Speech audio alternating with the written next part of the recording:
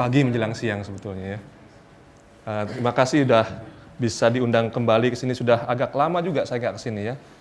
Mungkin hampir 1 tahun atau terakhir saya di hotel sana ya. Tapi ternyata pindah lagi ke sini, tapi ya ada rencana Tuhan pastinya. Bapak Ibu Saudara, pagi ini saya akan menyampaikan kebenaran firman Tuhan dari Mazmur 126 yang perikopnya itu berjudul pengharapan di tengah-tengah penderitaan. Ya. Mazmur 126. Tony ini gini ya. Saya agak Mazmur 126 itu dengan perikopnya pengharapan di tengah-tengah penderitaan, tetapi saya akan memberikan judul baru untuk khotbah pada pagi ini, tawa dan tangis Tuhan tetap setia. Ya, tawa dan tangis Tuhan tetap setia. Sebelumnya kita minta pimpinan Roh Kudus dulu untuk bisa kita belajar bersama-sama. Tuhan Yesus, kami sebentar akan belajar akan firman-Mu. Layakkan kami, tolong kami, persiapkan hati kami, sehingga apapun yang akan Tuhan sampaikan kepada kami, biarlah itu akan menegur, mendewasakan, membentuk kami, menolong kami untuk lebih dekat kepadamu, dan semuanya itu hanya untuk kemuliaan Tuhan saja. Berkati hamba Tuhan yang tidak layak ini, sehingga apapun yang hamba perkatakan, semuanya itu berkenan di hadapan-Mu, dan sudah Engkau sucikan, Engkau kuduskan, menjadi kemuliaan nama Tuhan saja. Terima kasih Tuhan Yesus, terpujilah nama-Mu, amin. Kita buka Mazmur 126. Sebagai introduksi, Mazmur 126 ini adalah bagian dari Mazmur ziarah, nyanyian ziarah, dari pasal 120 sampai pasal 134 di kitab Mazmur ini. Kalau kita lebih lanjut lagi mengenal kitab Mazmur, Mazmur itu sebetulnya tidak bedanya dengan buku nyanyian pujiannya orang Israel. Ya. Bani Israel itu punya buku pujian, ya Mazmur itu. Jadi kalau mereka sedang berziarah, sedang apa, kalau kita punya buku nyanyian pujian, mereka juga punya buku Mazmur untuk itu. Dan kalau kita lihat di sini ini adalah nyanyian ziarah. Nyanyian ziarah itu adalah dinyanyikan sewaktu mereka dari Yerusalem itu di atas gunung ya, di atas bukit. Mereka biasanya tinggal di bagian bawahnya. Kalau mereka berziarah itu mereka akan menyanyi. Ke bait Allah mereka akan nyanyi. Jadi kalau kita sekarang kalau ke puncak itu naik ke puncak gunung seperti itu ya. Kalau kita lagi jalan-jalan ke Lembang, biasanya kita nyanyi naik ke puncak gunung. Nah, seperti itu. Tapi ini adalah suatu ziarah. Kita akan belajar kebenaran-kebenaran yang akan luar biasa yang Tuhan ungkapkan, dan kita akan membacanya bersama-sama ya. Nyanyian ziarah 2-3. Ketika Tuhan memulihkan keadaan Sion, keadaan kita seperti orang-orang yang bermimpi. Pada waktu itu mulut kita penuh dengan tertawa dan lidah kita dengan sorak-sorai. Pada waktu itu berkatalah orang di antara bangsa-bangsa, Tuhan telah melakukan perkara besar pada orang-orang ini. Tuhan telah melakukan perkara besar pada kita, maka kita bersukacita. Pulihkanlah keadaan kami ya Tuhan, seperti memulihkan batang air kering di tanah Negeb. Orang-orang yang menabur dengan mencucurkan air mata akan menuai dengan bersorak-sorai. Orang yang berjalan maju dengan menangis sambil menabur benih, pasti pulang dengan sorak-sorai sambil membawa berkas-berkasnya. Teman-teman sekalian, waktu kita belajar perikop ini, ada 2 bagian yang sepertinya bertolak belakang. Kalau kita perhatikan ya, ayat 1-3 itu berbeda dengan ayat 4-6. Ayat 1-3 itu ada suatu kesukacitaan. Ketika Tuhan memulihkan keadaan Sion, keadaan kita seperti orang-orang bermimpi, mulut kita penuh dengan tawa, lidah kita bersorak-sorai, orang-orang di antara bangsa-bangsa, Tuhan melakukan perkara besar, maka kita akan bersukacita. Tapi di ayat 4-6 ya, ada suatu situasi yang menjadi doa, yang kelihatannya belum terjadi. Si pemazmur berkata, pulihkanlah keadaan kami ya Tuhan. Nah 1-3 mereka bersuka cita. Tuhan sudah melakukan suatu perkara besar. Ya. Mulut kami penuh dengan tawa, penuh dengan sorak-sorai, penuh dengan sukacita. Bahkan di antara bangsa-bangsa nama Tuhan sudah dimuliakan atas perkara besar itu. Tapi di ayat 4 ada doa, pulihkanlah keadaan kami ya Tuhan. Masih sesuatu yang mengganjal. Sebetulnya apa ini? Ada apa ini? Teman-teman, kalau di bahasa Inggrisnya ada persamaan ayat 1 dengan ayat 4 ya. Kalau ayat 1 pada ketika Tuhan memulihkan keadaan Sion, itu ayat 1 ya. Ayat 4 apa? Pulihkanlah keadaan kami ya Tuhan. Keadaan seperti apa yang mau dicoba digambarkan di sini? Ternyata kalau bahasa Inggrisnya jauh lebih jelas. When the Lord brought back the captivity of Zion. Captive, tawanan. Di ayat 4, bring back our captivity, O Lord. Kembalikanlah tawanan-tawanan itu ya Tuhan. Ini berbicara mengenai situasi waktu bangsa Israel itu tengah di dalam pembuangan di Babel, oleh bangsa Persia. Mereka ditawan, direnggut dari Yerusalem, dibawa ke Babylon. Nyanyian ini tengah dinyanyikan oleh orang-orang Israel itu, kaum Israel, untuk mengingat kebaikan Tuhan. Ya. Mungkin kita bertanya, situasinya benar-benar terjadi yang mana sih? Apakah sudah dibebaskan? Kalau di pasal 126 ayat 1-3 itu, ketika Tuhan memulihkan keadaan Sion, apakah mereka sudah kembali dari Babylon menuju Sion? Sion itu Yerusalem ya.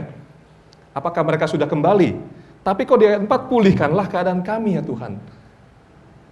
Ya, ada sesuatu kontradiksi di sini. Mungkin kita bertanya-tanya, situasi yang benar itu yang mana sih? Mana yang hendak digambarkan oleh Mazmur 126 ini? Apakah kaum Yahudi sudah kembali ke pembuangan atau belum? Dalam perikop ini terkesan bahwa mereka masih berada di antara janji Tuhan, ya, dan pemenuhan janji atau harapan mereka akan janji Tuhan itu. In between, masih di mana ini? Ya. Walaupun kita sudah tahu bahwa Allah menjanjikan pemulihan yang berkemenangan bagi umatnya dari pembuangan. Kalau kita lihat lagi, nanti kita pelajari. Namun seringkali apa saja yang sudah Tuhan lakukan itu, seringkali kita tidak melihatnya sebagai suatu pemenuhan. Contoh, ya yang paling sedikit, ya paling kecil aja, Tuhan saya mau begini, saya mau pergi ke sekolah gitu ya. Biasanya kalau saya naik motor sama anak saya, berdoa dulu ya di motor gitu, sampai di sekolah lupa gitu ya, bahwa itu adalah pemenuhan janji Tuhan. Seringkali kita juga terjebak dalam situasi-situasi ini. Bottom line-nya ya, Tuhan tidak akan gagal memenuhi janjinya, tapi ada situasi yang ini akan kita belajar.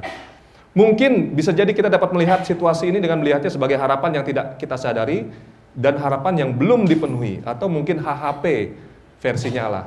HHP tahu? PHP. Saya masih udah di atas umur gitu ya.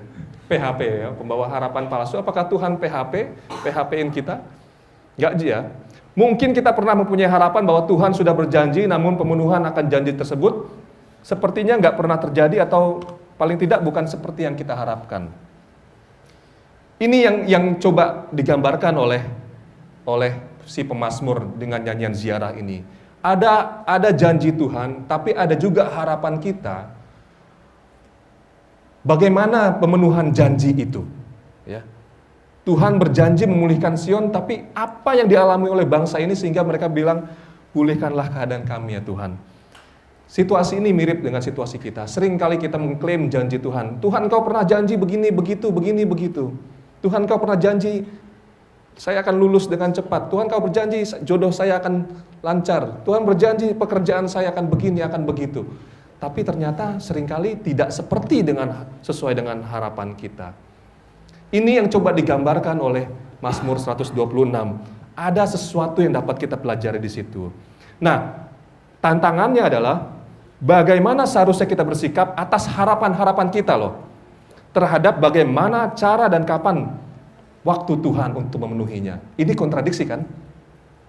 Kita berharap, tapi ada cara dan waktu Tuhan yang kadang-kadang, bahkan seringkali kita bilang nggak nyambung gitu ya.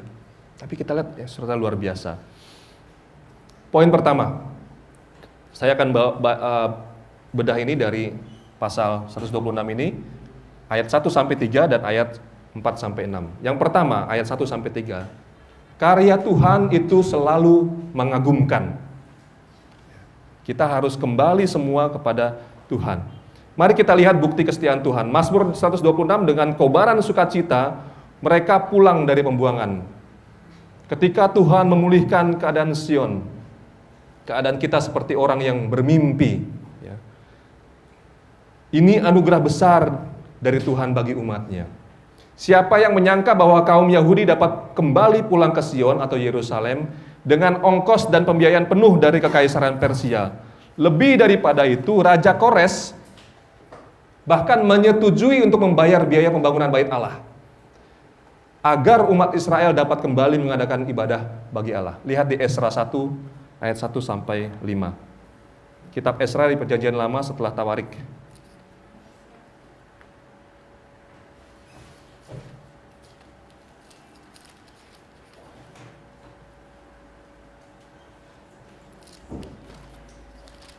Esra 1 ayat 1 sampai 5. Kalau sudah jarang kita buka Esra ya. Ini faktanya. Sudah ketemu? Ya. Kita baca sama-sama.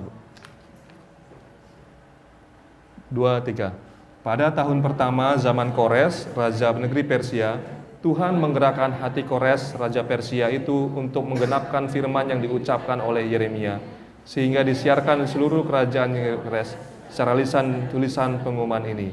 Beginilah perintah Kores, raja Persia. Segala kerajaan di bumi telah dikaruniakan kepadaku oleh Tuhan Allah semesta langit. Ia menugaskan aku untuk mendirikan rumah baginya di Yerusalem yang terletak di Yehuda. Siapa di antara kamu termasuk umatnya, Allahnya menyertainya. Biarlah ia berangkat pulang ke Yerusalem yang terletak di Yehuda dan mendirikan rumah Allah Israel, yakni Allah yang didiam di Yerusalem. Dan setiap orang yang tertinggal dimanapun ia ada sebagai pendatang harus disokong dengan perak dan emas, harta benda dan ternak di samping persembahan sukarela bagi rumah Allah yang ada di Yerusalem. Maka berkemaslah kepala-kepala kaum keluarga orang Yehuda dan orang Benyamin, serta para imam dan orang-orang Lewi, yakni setiap orang yang hatinya digerakkan Allah untuk berangkat pulang dan mendirikan rumah Tuhan yang ada di Yerusalem. Siapa Kores? Orang Israelkah dia? Bukan, dia orang Persia. Siapa Kores? Orang baikkah dia? Saat ini baik. Tapi sebelumnya kerajaannya itulah yang menyerbu Israel, dibawa semua penduduk Israel itu, walaupun tersisa sedikit di Yerusalem dan tanah Yehuda, ke Babylon. Bisakah kita bayangkan, ya, seorang yang lalim, seorang raja, diktator, ya, bilang kepada orang tawanannya, kalian bebas, pulang, pulang. Bukan hanya dibebaskan ya, bebasnya ini dengan pengumuman resmi loh. Seperti undang-undang, waktu itu belum ada DPR ya, titah raja yang sudah dituliskan itu udah no question asked, harus. Dibilang apa? Pulang. Beginilah perintah Kores, dikaruniakan kerajaan di bumi segala macam, yang tadi kita baca. Kalian pulang. Bahkan dibiayai, bangun itu bait Allah, biayanya ini. Ada ya? Itu mengapa si pemazmur ini berkata ayat 1, ketika Tuhan memulihkan keadaan Sion, keadaan kita seperti orang-orang yang mimpi. Gimana bisa gitu ya? Bagaimana bisa seorang Kores akhirnya mendapat wahyu ilahi melalui Yeremia? Dia bisa membebaskan orang Israel. Pulanglah, bangunlah ke bait Allah itu. Bangunlah bait Allah itu. Di bagian lain dari kitab Esra di pasal 3, kita lihat sedikit saja. Kita dapat melihat bagaimana kegirangan mereka yang pulang kembali ke Yerusalem. Mereka mengadakan perayaan Pondok Daun dan mulai meletakkan pondasi bait Allah, dan nyanyian pujian mereka, ucapan syukur mereka bagaikan mimpi.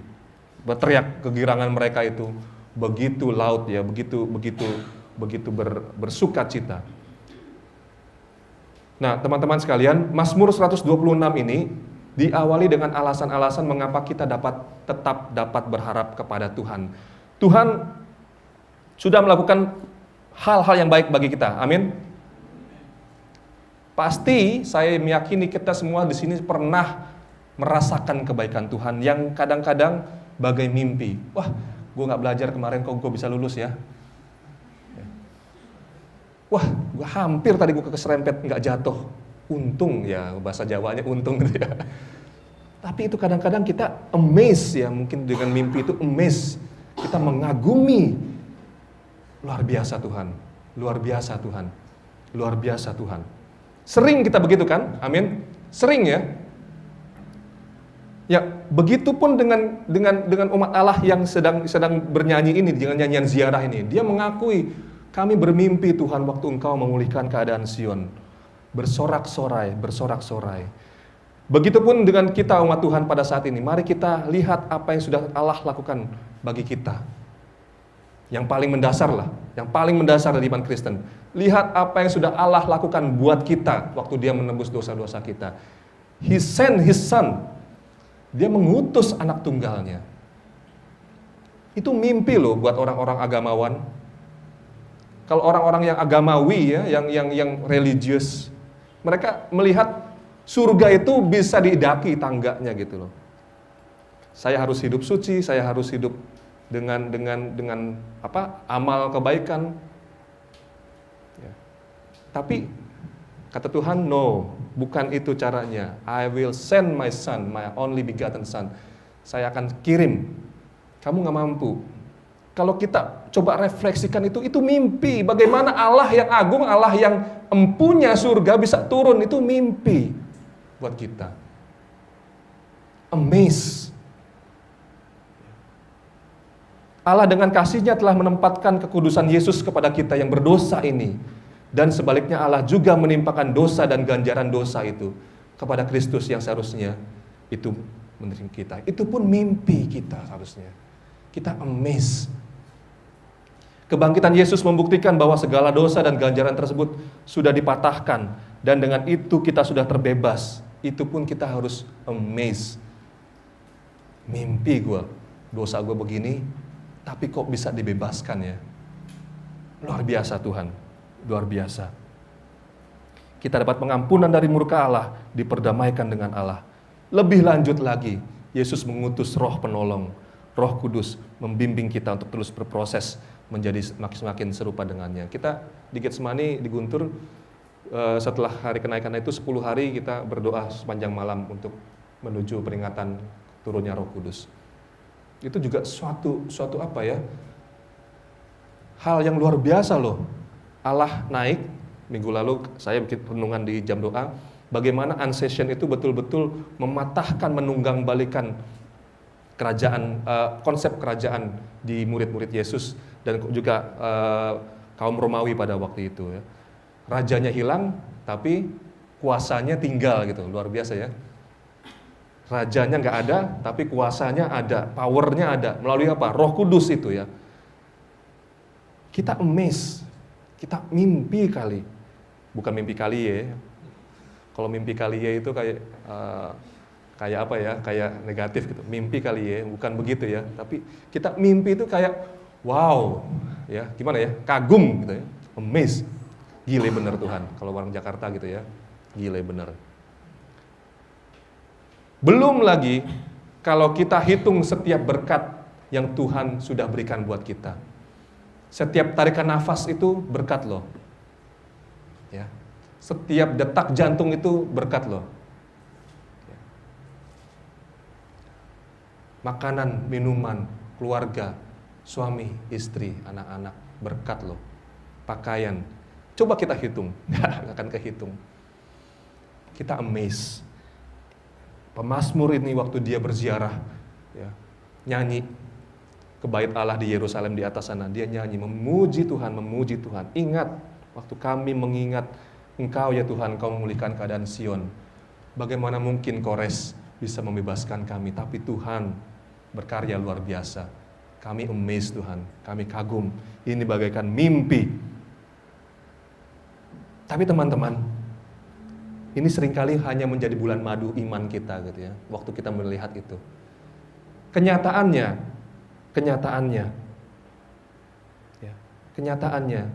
ada situasi yang berbeda yang kita hadapi. Pemazmur ini setelah dia bersuka cita, dia berdoa, pulihkanlah keadaan kami ya Tuhan. What's wrong here? Ada apa di sini? Apa yang salah? Pulihkanlah keadaan kami ya Tuhan. Di bagian kedua dari Mazmur ini, kita melihat situasi yang berbeda. Poin ini saya berikan tema karya Tuhan dalam waktunya. Kita melihat situasi yang berbeda. Situasi yang diharapkan ternyata berbeda sewaktu mereka kembali dari pembuangan. Umat Israel sewaktu kembali ke Sion, dibebaskan oleh Kores, mereka menghadapi situasi yang sulit. Mereka masuk ke Yerusalem, kota Yerusalem berantakan.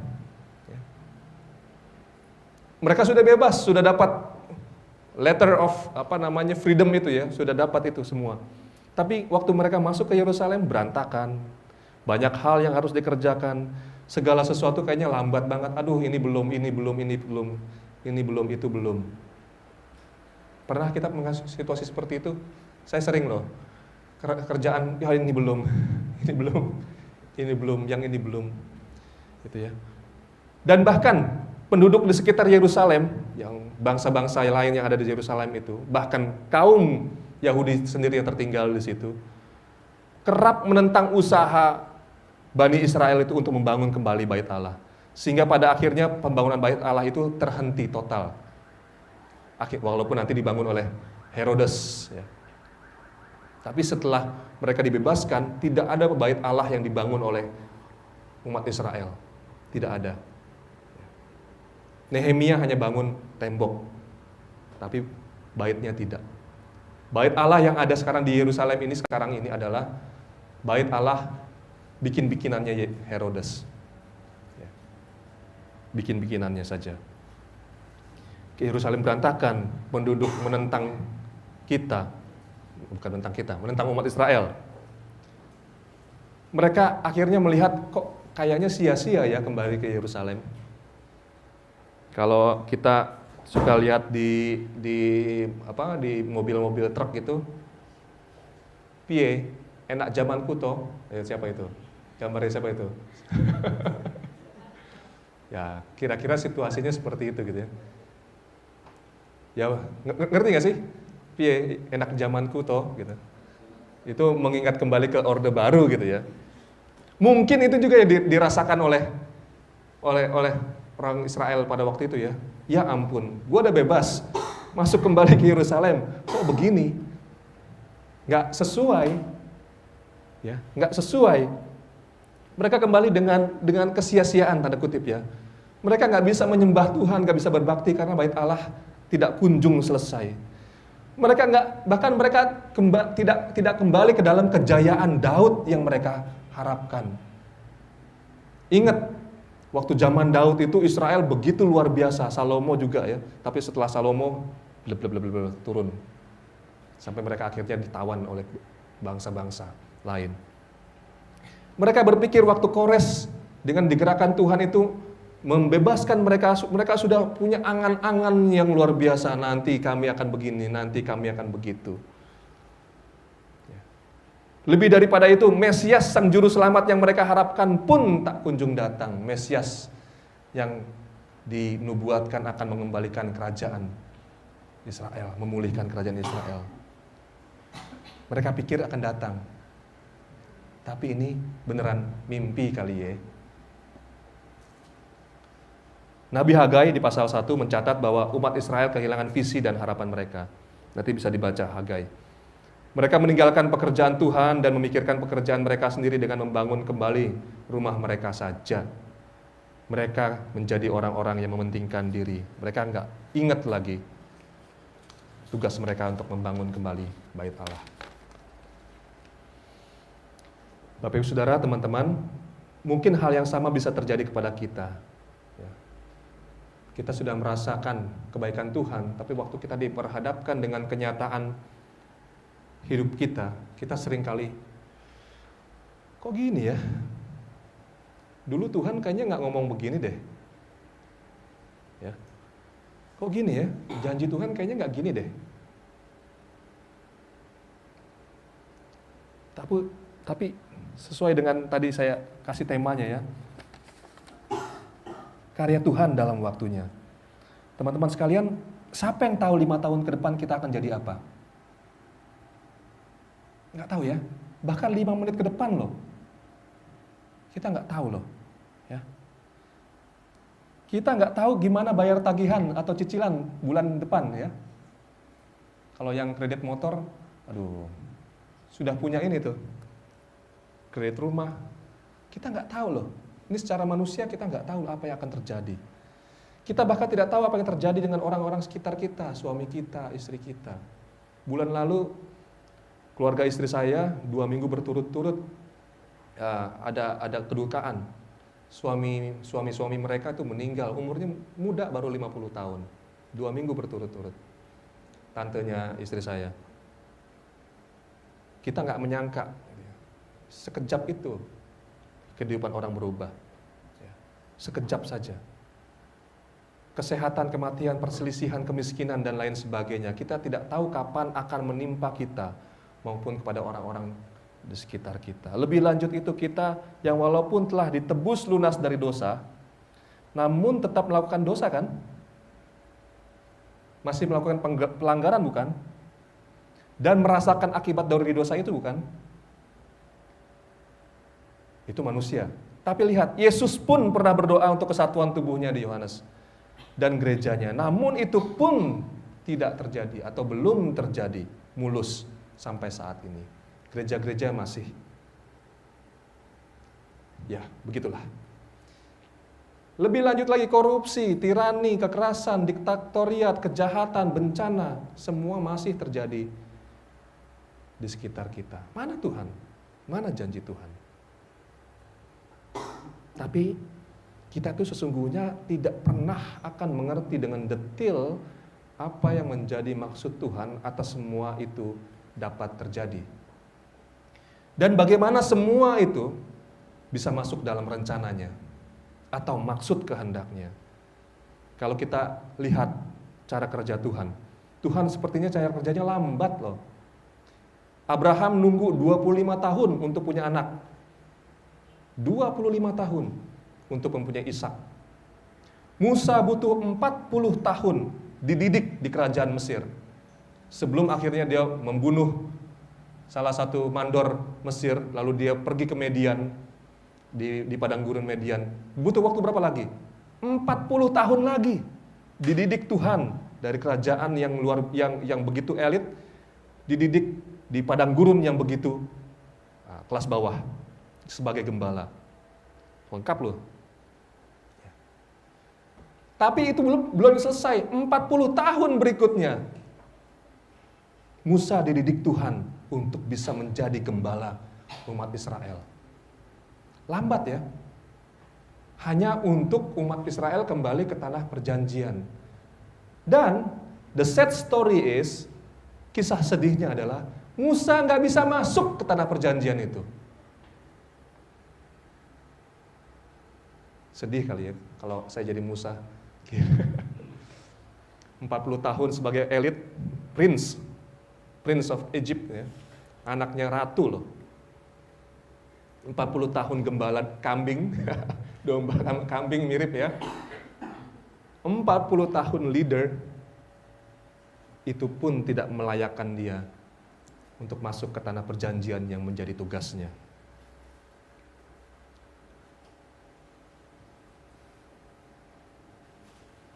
Mazmur 126 ini diperkirakan ditulis pada tahun 539 sebelum Masehi oleh Nabi Hagai. Dan sekitar 100 tahun setelahnya, kurang lebih tahun 445 sebelum Masehi, rombongan pertama Nehemia itu kembali ke Yerusalem untuk bisa membangun tembok, memulihkan kembali. Jadi usaha itu berapa kali ya, dari zamannya Ezra sampai zamannya Nehemia, dari zamannya Yeremia sebetulnya. Mereka udah berusaha untuk bisa mengembalikan kerajaan Sion, kerajaan Israel. Tapi itu pun gagal. Di akhir tulisannya di kitab Nehemia, Nehemia pun menyampaikan doa kepada Tuhan untuk tetap mengingatnya di tengah segala kegagalan yang terjadi di tengah umat Israel. Nehemia pun gagal. Dan kita tahu rombongan awal yang kembali ke Yerusalem pun tidak pernah melihat Yesus, tidak pernah melihat Mesias. Pun ketika Yesus datang 400 tahun kemudian, dia mengatakan dia akan segera kembali. Dulu Yesus dalam firman-Nya mengatakan dia akan kembali. Pun 2000 tahun setelah ini, Yesus sudah kembali belum? Belum. Jadi gimana kita bisa mengharapkan Tuhan? Tentu kita sering bertanya-tanya ya, Tuhan kenapa sih Engkau begitu lambat? Ya. Namun satu hal yang kita harus garis bawahi, kita tidak dapat menuduh bahwa dia ingkar janji. Umat Israel kembali dari penawanan bukan? Dia kembali kan? Dia bebas dari captivity tadi kan? Yesus Sang Mesias sudah datang bukan? Berarti kan sudah ada janji-janji Tuhan yang digenapi. Tetapi ya, seringkali kita lupa bahwa sesungguhnya Tuhan punya agenda dan jadwal sendiri. Dia timetable-nya beda sama kita. Manusia kita ini cenderung mempunyai keinginan untuk mengatur, mengetahui segala sesuatu ahead sebelumnya. Oh nanti begini, makanya ada forecasting ya, ada apa namanya dulu forecast dulu. Forecast itu apa namanya tuh? Judi gitulah. Mengetahui segala sesuatu mendapatkan rasa aman dan nyaman untuk kita ke depan. Gua akan nabung ini, nanti gua akan beli ini. Itu bagian dari kemanusiaan kita. Baik nggak? Baik, nggak salah itu. Tapi waktu kita mendewakan itu yang salah. Gitu ya. Waktu kita melihat itu adalah satu-satunya, itu yang salah. Namun Allah bekerja dengan cara yang berbeda. Allah ingin kita mempunyai karakter seperti Kristus. Ingat, Allah tidak membatasi dirinya dan tidak dapat dibatasi dengan jam, waktu maupun kalender. Tuhan punya arloji nggak di surga? Tuhan ada jam tangan nggak? Tidak. Dia pencipta waktu. Dia untuk apa? Membatasi dirinya dengan waktu. Tuhan ingin kita punya karakter seperti Kristus, yang menentukan keberhasilan perkembangan karyanya dengan melihat perkembangan kerendahan hati kita dan tingkat kedewasaan dan kebenaran hati kita. Kalau standarnya waktu, kita akan melihat Tuhan itu lambat. Tapi waktu standarnya result, hasil, kita akan melihat Tuhan itu selalu tepat. Waktu Tuhan itu susah.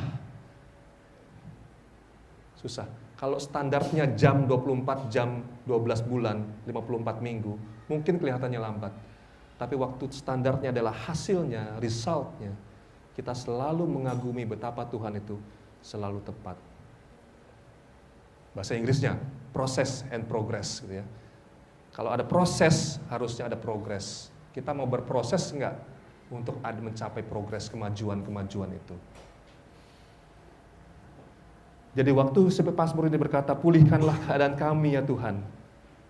Dia tahu, dia merefleksikan kebenaran yang Tuhan sudah pernah tunjukkan, kuasanya. Tapi dia juga melihat bahwa ini ada tantangan yang gak main-main, yang tidak main-main.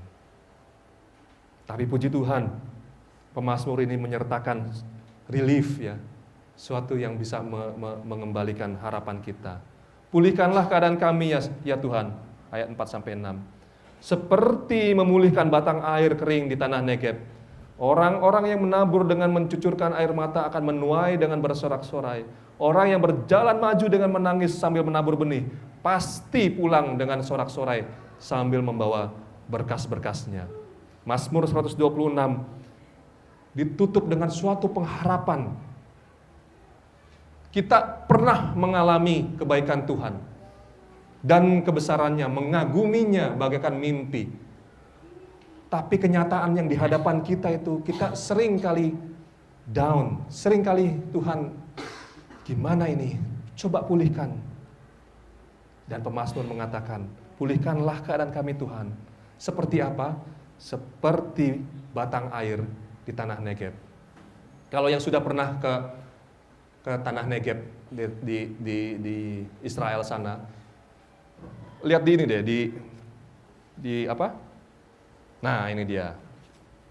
Saya lupa bawa itunya ya. Di Alkitab Saudara, tanah Negev itu di bawah ya. Di selatannya Israel. Ini kering, ring. Ya, kering sekali. Kering sekali. Walaupun sekarang sudah hijau karena Israel dengan teknologinya menyalurkan dari Danau Tiberias, air dari Danau Tiberias untuk mengairi Negev. Tapi pada waktu itu belum ya, pada waktu ini ditulis tanah Negev itu masih kering. Oleh karenanya pulihkanlah keadaan kami ya Tuhan seperti memulihkan batang air kering di tanah Negev. Tanah Negev memang kering. Tapi kok ada batang air di situ? Batang air ini adalah wadi bahasa Ibraninya. Wadi adalah alur sungai yang dapat ditemui di gurun pasir. Di Kupang banyak tuh. Ya. Kering ya, Roy ya. Kering. Kami punya pengalaman, sok tahu nih. Mobil kami pelayanan di kok jadi lupa namanya. Suatu daerah lah. Noel Baki ke arah kiri itu apa ya? Mana? ONS, bukan. Masih lanjut lagi, pokoknya ke kiri. Seberangnya kota Kupang itu apa? Sulamu. Nah. Itu perjalanannya sekitar 3 jam. Kami sok tahu gitu. Udah musim hujan. Kami pikir ini kering gitu. Tapi waktu kami turun, tiba-tiba ada banjir bandang. Dan mobil itu terbaliklah. Sampai akhirnya harus ditarik oleh penduduk untuk dikembalikan itu ya. Itu wadi. Itu wadi. Batang dikatakan batang air kering di tanah Negeb. Maksudnya apa Tuhan? Maksudnya apa si pemazmur ini? Pulihkanlah keadaan kami seperti memulihkan batang air kering di tanah Negeb. Literally seperti itulah. Wadi adalah alur sungai yang dapat ditemui di padang gurun. Wadi itu selalu kering di musim panas, namun dapat dengan cepat menjadi sungai dengan debit air yang besar mengalir deras pada musim hujan, bagaikan banjir bandang. Mobil aja kesapu di Kupang tuh. TAF itu loh, mobil Daihatsu TAF yang besar, itu pun tersapu bisa terbalik-balik. Wadi dapat segera memenuhi kebutuhan manusia akan air di tanah Negeb. Ini menjadi gambaran bahwa mungkin janji Tuhan kelihatannya kering, nihil, nggak ada apa-apanya. Kita lihat, mana janjimu Tuhan? Nggak ada, ini nggak ada air gitu. Nggak ada. Namun sesungguhnya tidak demikian, Allah tidak akan pernah meninggalkan umatnya. Sewaktu Allah melihat waktu yang tepat untuk bertindak, itu akan dapat terjadi dengan cepat dan segera. Bagaikan Dia memulihkan wadi itu. Yang tadinya kering, tiba-tiba ada air yang deras dengan debit yang luar biasa. Dan itu kita kembali akhirnya apa? Amazed, luar biasa Tuhan. Kedua, pemenuhan janji Allah digambarkan seperti hasil panen. Kita tahu bahwa tidak ada panen yang datang begitu saja, tidak seperti Jack the Bean ya, tanam, tahu ya? Apa dongeng itu? Jack the Bean itu yang suatu hari dia dapat kacang ajaib, dia lempar, pagi-pagi udah wah gitu. Itu mimpi itu, bohong gitu. Dongeng. Tidak seperti itu. Kita tahu bahwa tidak ada hasil panen yang datang dengan tiba-tiba. Benih ditebar, ya. Orang-orang yang menabur mencucurkan air mata menuai dengan sorak-sorai. Benih ditebar, menggambarkan awal musim tanam. Ada waktu. Petani menunggu berminggu-minggu, berbulan-bulan, bahkan bertahun-tahun untuk memetik hasil jerih lelah mereka, yang bahkan tidak jarang disertai air mata. Karena apa? Selagi mereka menunggu masa panen, mereka ada tantangannya, kekeringan, kebanjiran, hama, harga pupuk mahal, tenaga kerja mahal, angin, topan. Waktu mereka melihat hasilnya, mereka akan bersorak-sorai karena mereka tahu ini adalah perjuangan. Sudah pasti semua proses tersebut bagaikan proses pemurnian yang panjang, panas, menjemukan, namun hasilnya akan memuaskan. Mazmur 126, nyanyian ziarah yang bisa menjadi nyanyian ziarah kita juga, mengingatkan kepada kita ya, Tuhan sudah melakukan sesuatu yang besar dalam hidup kita, yang mengagumkan, yang menjadikan bagaikan kita bermimpi. Tapi kita juga sering lupa gitu ya, karena di hadapan kita ada tantangan-tantangan di depan. Tapi kita jangan lupa bahwa kita pun harus tetap berdoa. Ya Tuhan, pulihkanlah keadaan kami seperti memulihkan batang air di tanah kering, di tanah Negeb. Karena kita mau menjadi orang-orang yang menabur dengan mencucurkan air mata, karena kita akan menuai dengan bersorak-sorai. Orang yang berjalan maju dengan menangis sambil menabur benih, pasti pulang dengan membawa berkasnya. Bapak Ibu Saudara, ingat 4TS. Tangis, tawa, Tuhan tetap setia. Tuhan mengizinkan semuanya itu. Tapi satu yang pasti, Dia tetap setia. Kita melihat karya kesetiaan Tuhan dalam hidup kita, yang bahkan seringkali membuat kita bagaikan bermimpi. Namun di sisi lain kita pun sering bertanya kepada Tuhan akan sesuatu yang sepertinya belum dipenuhinya. Memang menunggu adalah hal yang menjemukan. Cinta pun menunggu Rangga 14 tahun. Dan itu jahat, kata cinta. Itu anak-anak sekarang ya. Tapi ada dua hal yang dapat kita pelajari di sini. Bahwa Tuhan pasti memenuhinya janjinya seperti batang air. Dan juga pemenuhan janji Allah itu digambarkan sebagai hasil panen. Yang terakhir, berjalan dan menabur itu adalah dua kata aktif. Sambil menunggu Tuhan, kita bukan dengan pasif, tapi dengan aktif. Tetap kerjakan keselamatan kita, tetap kerjakan kehendak Tuhan dalam hidup kita. Dan hasil semua itu adalah sorak-sorai, sukacita, hasil panen yang melimpah ruah bersama-sama dengan Tuhan. Teman-teman, mari kita tetap setia. Karena Tuhan tetap setia di tengah tawa dan tangis kita. Tangis dan tawa, Tuhan tetap setia. Kita berdoa. Bapak, terima kasih atas firman-Mu yang begitu indah, menolong kami untuk lebih dalam lagi mengenal Engkau ya Tuhan. Engkau adalah Tuhan yang setia. Engkau sudah pernah membuktikan dan sering membuktikannya Tuhan dalam kehidupan kami. Tapi Tuhan, kami mohon ampun, kami pun sering kali ya Tuhan meragukan Engkau. Sewaktu kami diperhadapkan dengan situasi-situasi yang kelihatannya tidak mampu untuk kami hadapi. Tapi Tuhan, terima kasih sekali lagi Tuhan atas firman-Mu yang mengingatkan tanah Negeb yang kering pun Engkau bisa airi ya Tuhan. Usaha keras dengan tangisan air mata para petani pun dapat Engkau berkati dengan hasil yang penuh dengan berkas-berkas, yang penuh dengan sorak-sorai.